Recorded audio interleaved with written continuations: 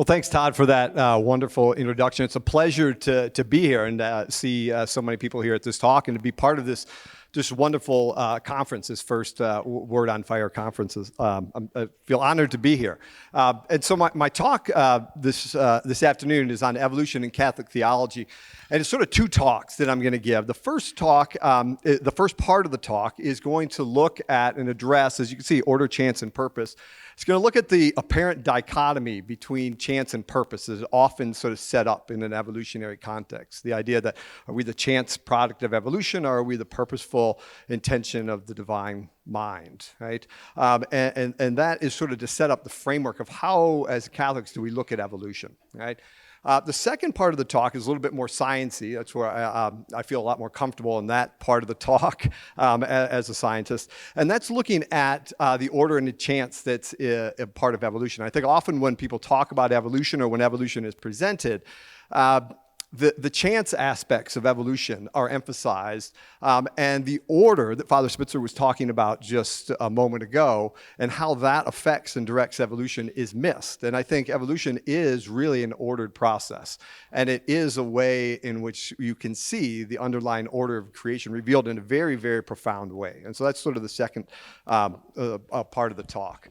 Okay, so to get started, though, I want to sort of frame sort of the direction that I'm heading and where I'm coming from. And there's no better way to do that from a Catholic perspective than to turn to the late Pope Benedict. All right, I don't think anybody in the Catholic world, certainly no pontiff, has ever thought as deeply and as profoundly about evolution and creation as Pope Benedict did.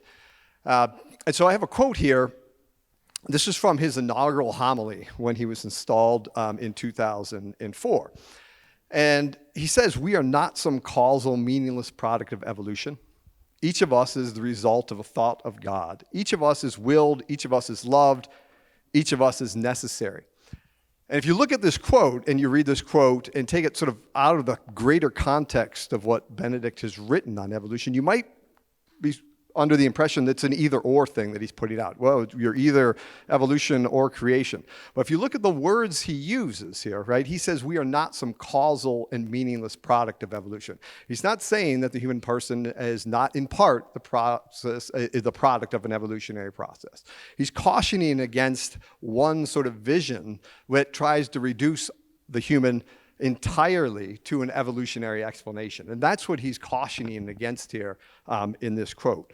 And I think the way he approaches evolution and creation is best illustrated in the short book that came out. It's called In the Beginning, A Catholic Understanding of Creation and the Fall. Okay, so this book, it's a very short book. I highly recommend it. It's 4 homilies that he gave in the 1980s. That got put together in a book, and it goes through creation, the fall, and how do you understand these things in light of maybe modern science. And I think this quote here illustrates sort of his thinking on how you approach this topic, and it's sort of the framework of how I'm going to approach what I'm talking about this afternoon. He says, "We cannot say creation or evolution inasmuch as these things correspond to 2 different realities. The Genesis creation account does not, in fact, explain how human persons come to be, but rather what they are." Right? And vice versa, the theory of evolution seeks to understand and describe biological developments. It says, to that extent, we are faced here with 2 complementary rather than mutually exclusive realities. Right? So he's pointing out that the science of evolution is something that can explain certain aspects of what it means to be human, but it's not going to be able to explain the entire thing. What is the human person? What are we intended for? What is our purpose? Is not something the evolutionary process is going to be able to explain, but that's something that you find in Catholic theology and in Genesis, right? So, but both of those things have a truth to them, and how do we bring those truths together? And that's the approach that he takes throughout all of his writings on this subject, and that's the approach that I'm going to take here in this talk. Okay?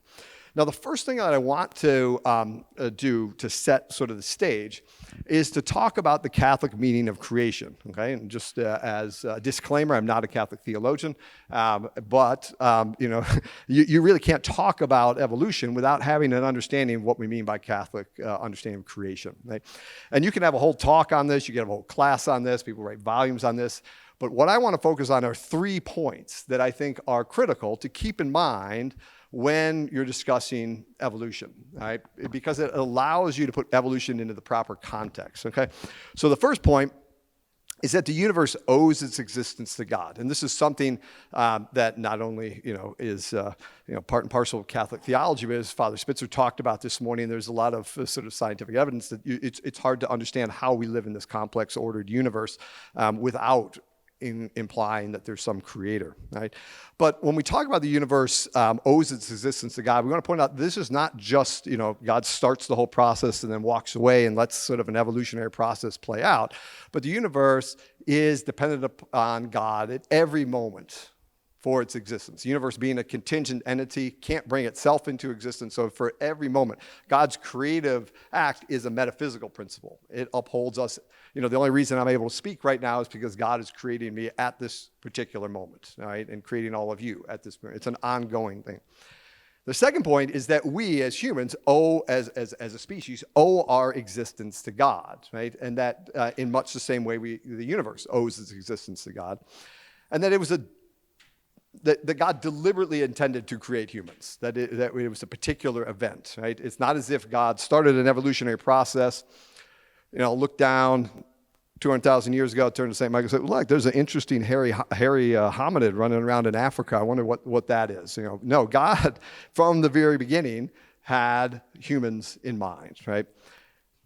The last point is that, God created man in his image and that we are a unity of body and soul, right? And our soul is made manifest, at least in this life, in our earthly body, right? And that we are a unity of both spirit and matter, right? And in Genesis kind of has this beautiful, language in the second creation account about the dust of the earth, this physical dust being animated by the breath of God, the Spirit of God, right? And so with these 3 things in mind, I think that it can set the level of expectation we should have for the science of evolution, okay? So what can the science of evolution sort of tell us about nature, about humans, and what might it not, okay? So to remember that modern science, when I'm talking about science, I'm thinking of modern empirical science, a science that, not the sort of medieval definition of science, which is quite a distinct thing. But science, modern science, is a tool, right? And just with every tool, they can be used for certain purposes and they're not good for other purposes, right? A hammer is good for driving a nail. It's not so good if you want to make a fine cut on a kitchen tile. It's not the right tool for the job. So there's certain questions that we shouldn't expect science to answer, right? And so science can describe the structure of the universe, right? But science is not the tool to answer the question of why the universe exists in the first place, or why this specific universe exists, right? Likewise, given the fact that humans are a unity of body and soul, science is not going to be able to explain the totality of man. So the science of evolution cannot explain the totality of man because science is only going to be able to explain the material aspects of the human person. And the human person is more than just a material being. However, our material nature, our physical body is not something that is bad. It's a good thing, and it affects who we are and how we interact with each other and how we present ourselves to each other, right? So what is the church's position on evolution? I get this question, I teach at Franciscan University, and I get this question from students all the time. What's the church's position on evolution? Well, if you ask what's the church's position on the science of evolution, the answer is there is no position, right? So you think about it, that the church has no official position on scientific theories, if they are scientific theories. So the church doesn't have a position on cell theory, the idea that all living organisms are made of cells. That's not what the church does, right? The church is not, in the business of developing and building scientific theories, although you'll hear, in some of the other talks about the church's role in building and funding science over the millennia, right?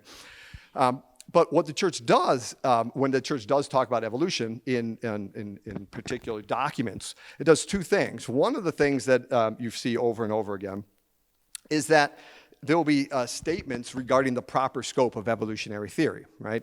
And that's what you can see here in this quote from Pope Pius XII from Humani Generis.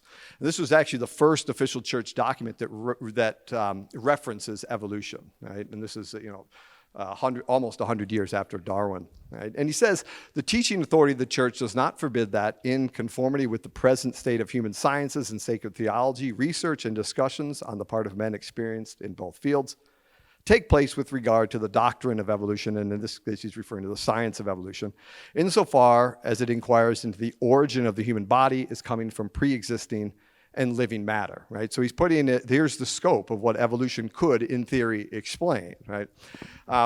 What he then goes on to say after that is to then condemn sort of philosophical theories that often get appended to evolutionary thought, right? So he sort of warns against people that would append evolution to materialism or things like that. And he's not the only one. Every time, usually when a pontiff talks about evolution, you'll see a statement that does that. And I'll just put up another one. This is from John Paul II, where he warns against sort of the scientific materialism or the scientism thought that gets appended to evolution. He says theories of evolution, which because of the philosophies that inspire them regard the spirit, the soul is emerging from living matter, as that you can explain the soul based on science, right?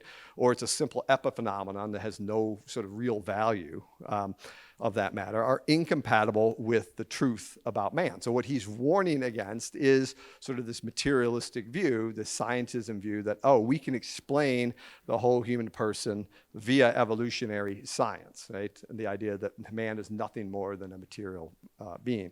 Scientism, the philosophical theory that sort of animates these type of things is something that's sort of inherently self-contradicting. The idea that science can answer every question that there is, that is not a scientific statement. And so I'm not going to go into that right now. Ed Feser has many, many good articles, if you're interested in that, sort of addresses that argument that's often attached to evolution, one of these bad arguments that are there. What I want to focus on is a different argument that's often attached to evolution. This is this chance and purpose argument, okay? And that's what I want to focus on and talk about how the church sort of integrates chance and purpose. Okay? So this is the argument that I want to address that is often put forward by evolutionary biologists or scientists, most of whom have some materialistic or scientific bent. They argue, well, evolution as a process is influenced by numerous chance events, right?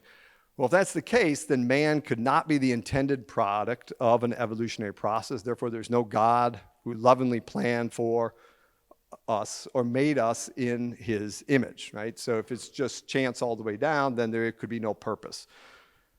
So they might argue, about 65 million years ago, there was an asteroid that is thought to have crashed into the Yucatan Peninsula and triggered a major climatic shift that led to the extinction of the dinosaurs, and that allowed for the mammals to diversify, particularly primates, and eventually the primates to diversify to give rise to hominids and man.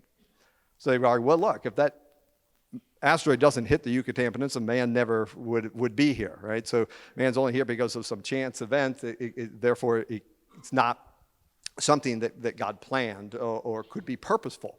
The fact that we're here is just we're the lucky winners of some cosmic lottery that sort of happened, right? That's sort of the argument here. Okay, and there's a quote from a biologist there that sort of lays out this argument, but it's basically the one I just said, that he says that the message of evolution is that there's no purpose and so forth. Okay? So how do we address this argument? Right? Well, there is certainly chance events that occur during the evolutionary process. And a lot of people often use the term randomness, but evolution is not random in any real respect. And I put it in quotes. Randomness is a very specific definition scientifically, and with evolution, it's mainly chance events that we're talking about, not randomness, okay?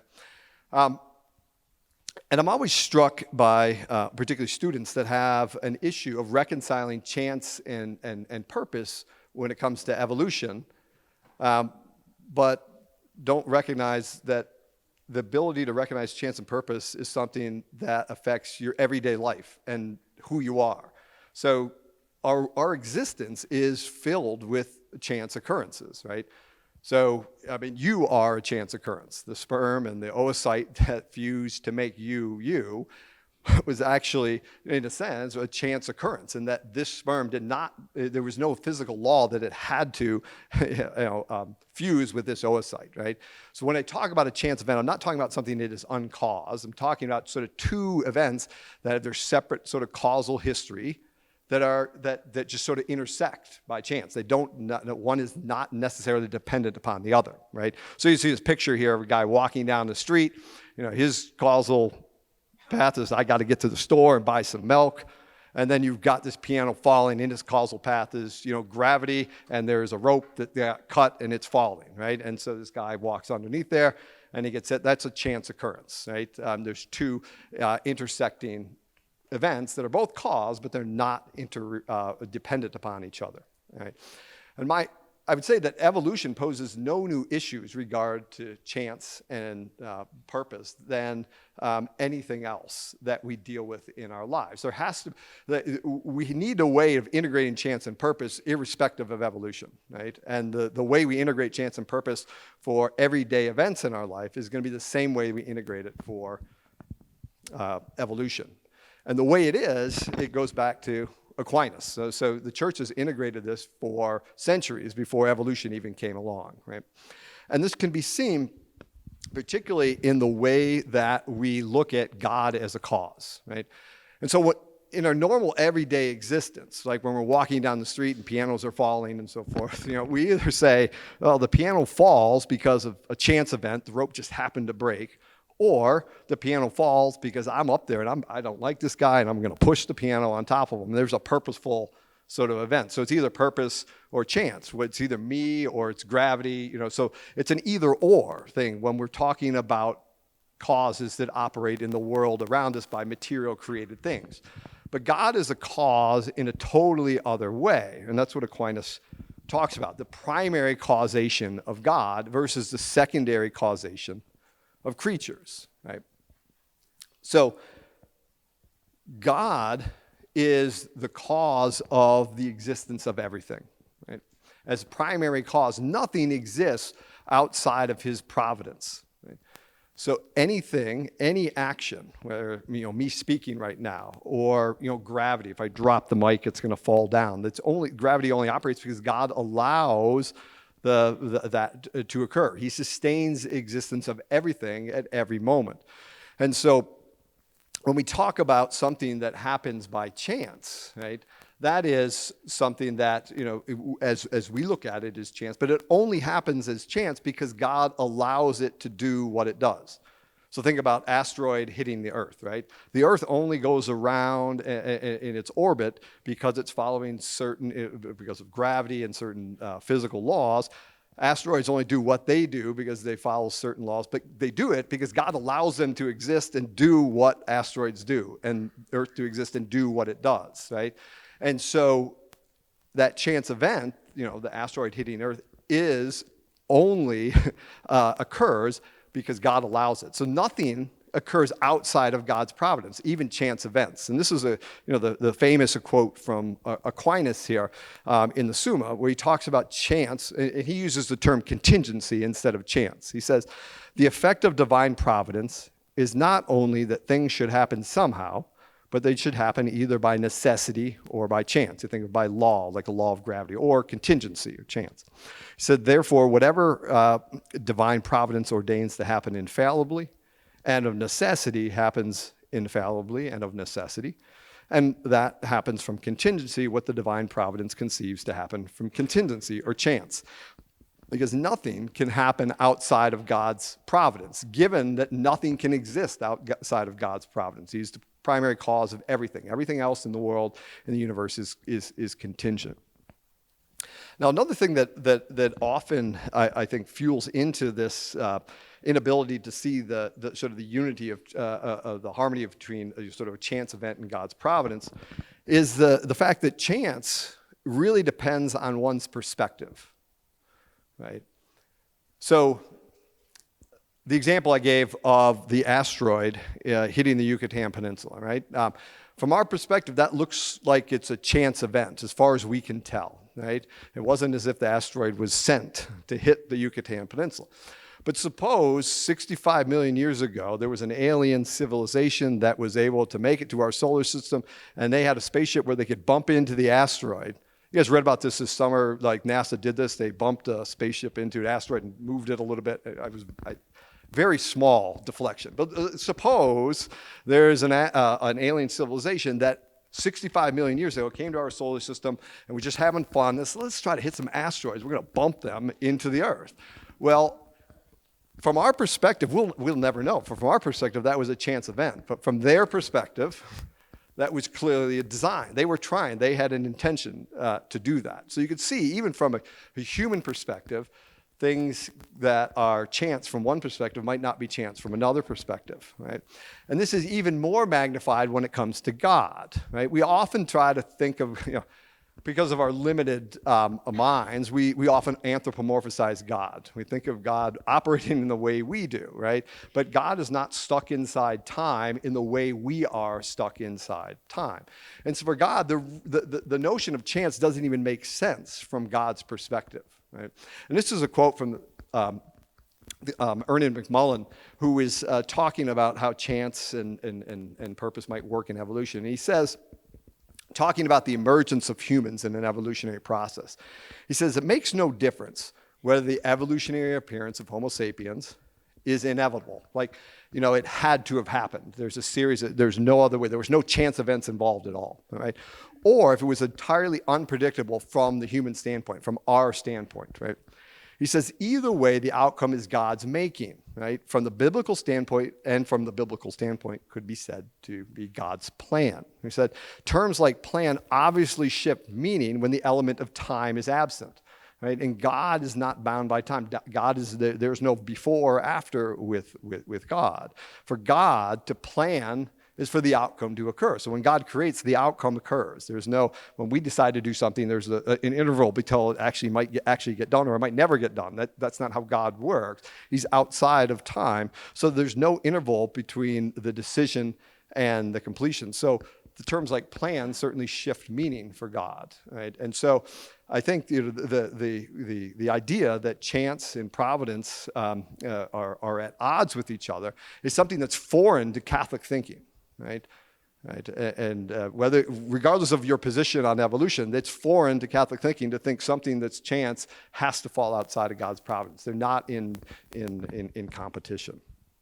Okay, so that's the first part of the talk, and what I'm going to do now is switch a little bit to talk a little bit about the role of chance in evolution. Right, and this portion of the talk, a little bit more a science that comes into it. Okay? And some of it builds off nicely. I'm glad that Father Spitzer talked right before me, because some of it builds off some of the things that he was saying this morning. Okay? So what is the role of chance or contingency in evolution? Okay? Well, chance certainly plays a role in evolution, as we talked about already. You just think of the asteroid hitting the Earth, right? But I'm going to make two arguments about this. That this chance, I'm not denying there's a lot of chance events that occur in evolution, but it's secondary to the underlying order in creation, this underlying order that Father Spitzer was talking about this morning, or this afternoon. All right? I'm going to make the argument two things. One, that this order is essential for evolution to work at all. Like, evolution doesn't get off the ground. This order is a gift to evolution. Right? It doesn't produce it. It needs it. It's absolutely dependent upon this order, right? So that it's primary, right? And the second, and I don't think many people, a lot of times people don't sort of appreciate that, but it's almost like a trivial point as we get to it. But the second point that I'm going to try to make is that this order actually directs the evolutionary process, right? So the evolutionary process, even though there are a lot of chance events, right? The chance events are there and allow to uncover the underlying order in creation. And it's almost like how Aquinas talks about sort of the potential in matter, right? There's this potential that's inherent in the physical world based on the way that it's structured, and the evolutionary process uncovers that potentiality. I'll try to make the argument for that, okay? So the first one is, I think, a little simpler to make. I'll spend less time on that. Now, I'm saying evolution is an interplay between order and chance, okay? And this order is essential for the evolutionary process to work at all.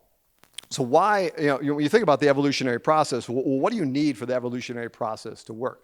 Well, for evolution to work, or for evolution to even get off the ground, right, you're going to need to have some complex ordered entities, like you or me, or even a cell, or a simple protocell. And they have to be complex and relatively stable, right?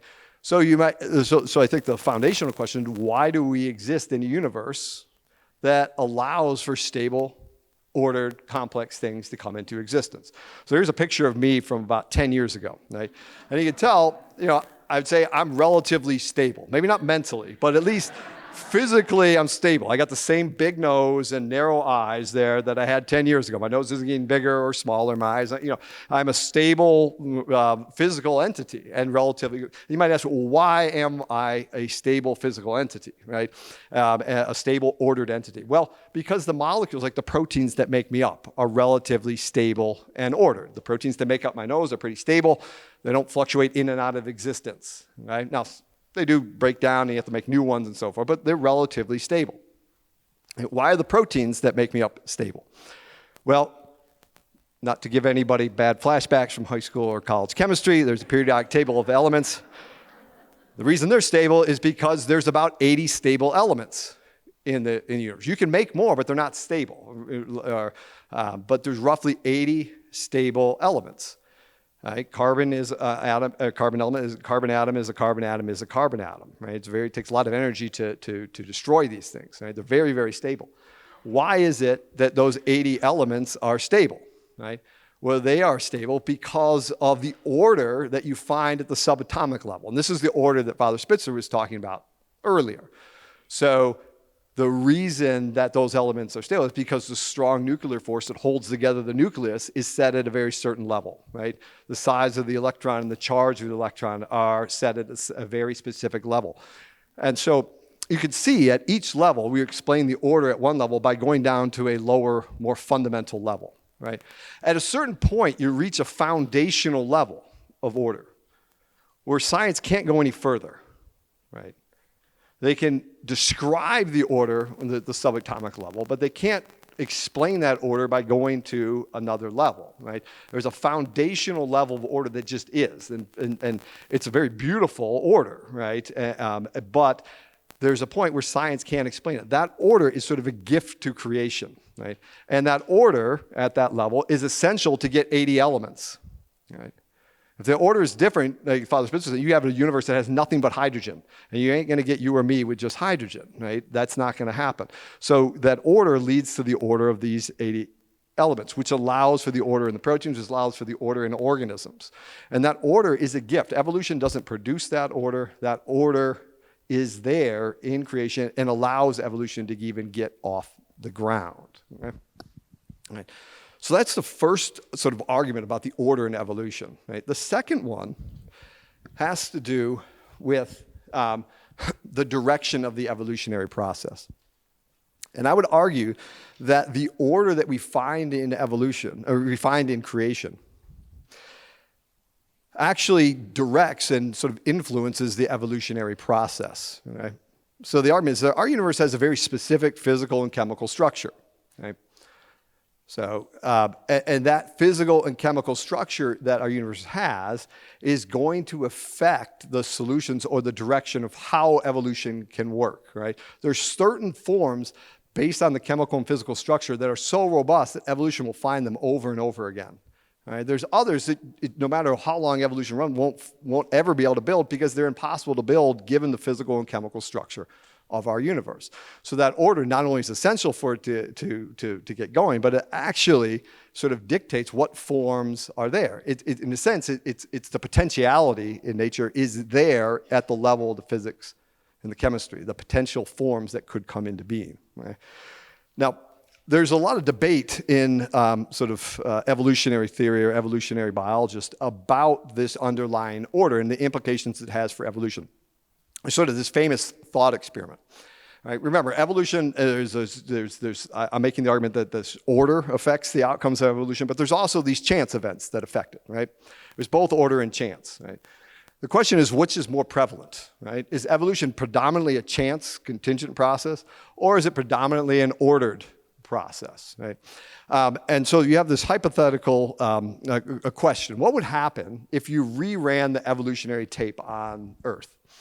So if the Earth is, roughly 4.5 billion years old, if we could go back and start the process again, all right, where would we end up? Would we end up with very similar organisms, or would we end up with totally different organisms, right? So you have two extreme possibilities. The first is that you have a totally new set of organisms, and the late biologist or paleontologist Stephen Jay Gould would be one that argues for this. Basically, the chance events, these chance occurrences, these meteors, these extinction events, or certain, the chance has such a big effect on evolution, it would be totally different if we ran it again, right? The other option is that, well, yeah, the chance is there, but the order is limiting what evolution can do. So if we reran evolution again, we want to get the exact same thing, but we get a very similar outcome, what is called a convergent outcome, right? The timing might be different, of things, but you would get very similar forms that would emerge because of that underlying order, right? And this is what's called convergence in evolution.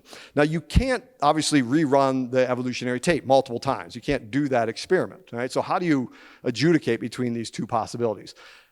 Now, clearly, the truth of most things is somewhere in between. But I would argue the truth is closer to that convergence one. And the reason is that if you look at what happened during evolution, during the 4 billion years of evolution on our planet, what you see is example after example of convergence, where similar forms evolve multiple times, very separate, distinct lineages, right? And there's a wonderful book. This book, it came out in 2003. Simon Conway Morris, he is a paleontologist. He's Christian.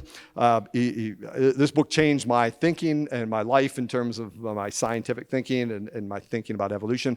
It's a wonderful book that talks about convergence and evolution. And he argues and talks about how many examples of convergence there are out there. So one example is the camera-like eye that you and I all have, right? So you have a lens and the retina in the back where the light gets focused on there so you can eventually have the signals go to your brain to sense an image. Well, that camera-like eye that all vertebrates have, a very similar one you find in cephalopods, right? In squid and so forth.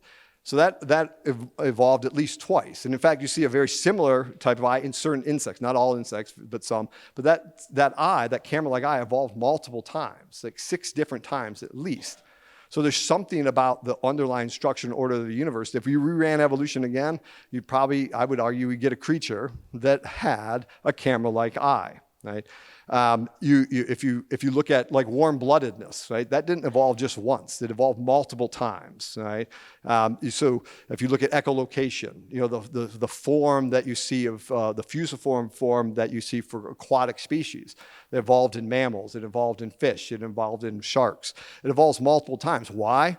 Because the underlying physics dictates that that's how you get through water if you're going to move. So the evolution is going to find those things because it's driven by the underlying physics and chemistry, right? I'll give you a couple other examples. So this is my favorite one. The convergence of the teeth that you see in a donkey there in the middle and the sheephead fish there to the right. And I came across this past summer in Louisiana. It was at dinner. And a friend ordered that, and he said, I'd never heard of the sheep's head fish. I said, what does it look like? He showed me a picture. I'm like, you're going to eat that? But supposedly it's delicious. I haven't got up the nerve to try it because it reminds me too much of Shrek the donkey. It's got the same weird grin. But you can see they're separated by 400 years of evolutionary history, the donkey and that fish, and they have a very similar sort of tooth form. So that's another example. Another example that I want to give is the example of sort of the branching pattern you see when you have to transport fluid or air in a body, right? or in another organism. So the most efficient way to transport it is to have this branching pattern. We start with a big tube, and it goes to a smaller tube, and it branches into smaller and smaller tubes. Evolution doesn't come up with that solution. That solution is dictated by the physics of moving fluid. That's why the sewer systems you don't have a big tube like this coming into your house for water. You have a small tube and it feeds into a bigger and bigger tube, right? And you see this not only in the blood vessels that, bring blood to and from the heart. You see this branching pattern in the lungs. You see it in the tracheal branching pattern in insects. You see it in roots in the trees and branches. You see this over and over again in evolution because that's the way to move these things in a three-dimensional world. The physics sort of dictates that. Okay? I want to give one more example before I conclude. And this has to do with protein evolution. Because I think there is no better case of how this underlying order sort of drives evolution. And if we reran evolution, again, you would get very similar forms than with protein evolution. Okay, so I'm not going to bore you with too much biochemistry here, but real quickly, proteins are made of amino acids, right? And there's about 20 biologically relevant amino acids, and so a protein is a string of those. So it's a string of letters that you put together. So each one of those balls would be an amino acid. And because there are 20 possible amino acids that could be at every different position, if you imagine you have a protein that's 100 amino acids long, okay, there are 100 to the 20th power possible proteins. So it's virtually an infinite number of possible proteins that you could have. You would think, well, if evolution ran again, you would get a totally different set of proteins because they're so rare, right? But the interesting thing is, if you string amino acids together, right, like this, you bond them together to make a protein, and you put them in water, because of the chemistry and the way and the physics of these bonds and the way that atoms in that interact with water, okay, they fold into only two secondary structures.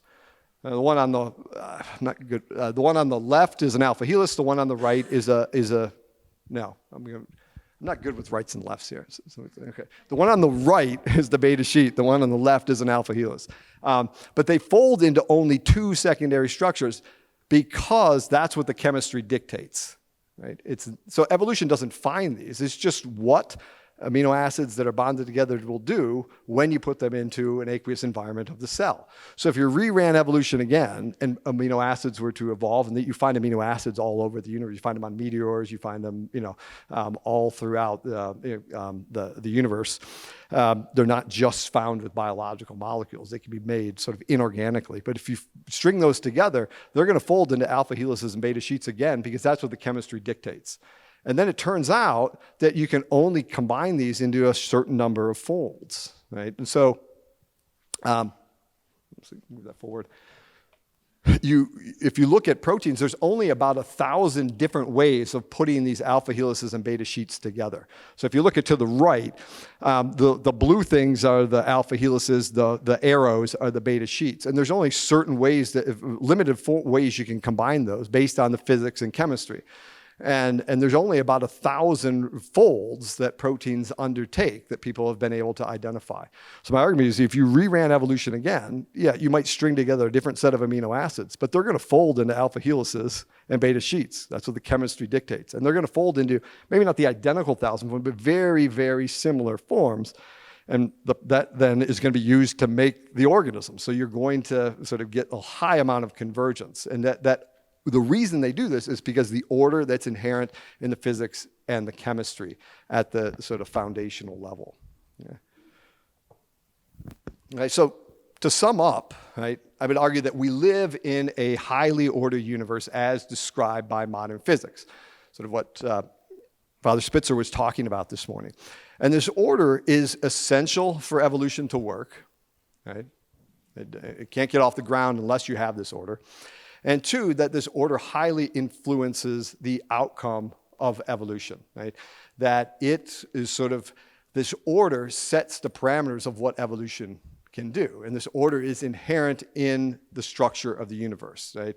And so at the fundamental, when you have a universe of our type, there are certain forms that are possible, and there are certain forms that are likely to evolve. That's sort of set at the very beginning, right? when they come about, is subject to a lot of chance events and so forth, and the timing might be different, but the forms that you would see, I would argue, are there in a sense from the beginning of creation, right? And they are made manifest over time. It's very similar, I think, to the way Augustine saw creation, sort of the seeds of creation and the potentiality of forms coming out of these seeds that God sort of implants into creation. You can sort of think of it that way. Okay, and so in summary, the final thing I was going to point out, the theme of the conference is wonder, right?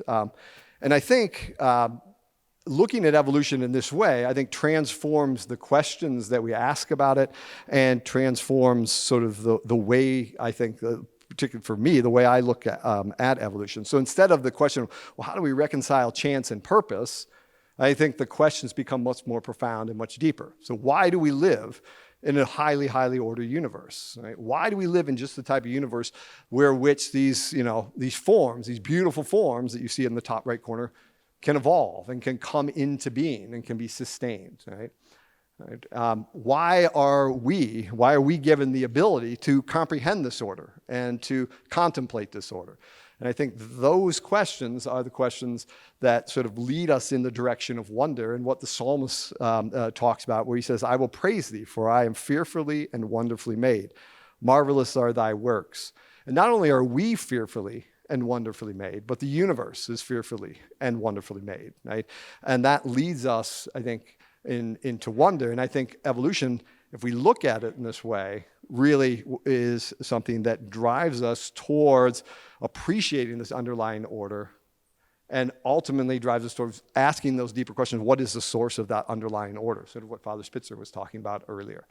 So thank you for your time. At this point, it's 3 o'clock right now. Is that the time? So I'll stay after. I know there's a 15-minute break, but I'll stay after here in the front. If people have questions, that way people are free to leave and go to a break before the 3:15 talk, right? Is that the next talk? But I'll be up here. I'll be happy to take questions.